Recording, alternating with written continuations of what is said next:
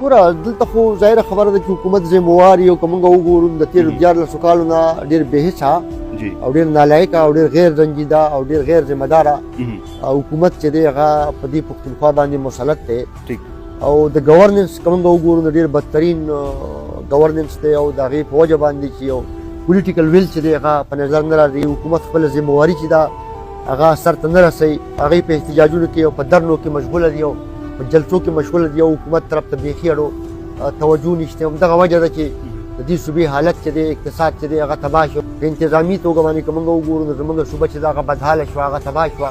په هره محکمه کې کرپشن روان دی. تاسو په میډیا کې ګورئ روزانه د هسپتالونو دې حالت ته وګورئ یا د تعلیمي ادارو دې حالت ته وګورئ یا د ګرانۍ دې حالت ته وګورئ یا د بېروزګارۍ دې حالت ته وګورئ.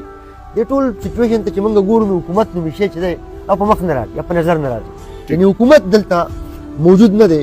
بل طرف ته که موږ وګورو نو په پنجاب کې حکومت موجود دی نو هغه روزانه بنیاد باندې د ولس دپاره نوې نوې منصوبې راوړي. نو ریزلټ یې ته وګوره، نتیجه یې ته وګوره. په کرپشن کې خو دی په ټاپ کې او دغه ټول انویسټمنټ چې دی هغه روان دی کرپشن ته. کرپشن پکې کېږي، ولس باندې خو هغه پیسه نه لګي چې موږ وګورو چې هغه په ولس باندې پیسه لګي.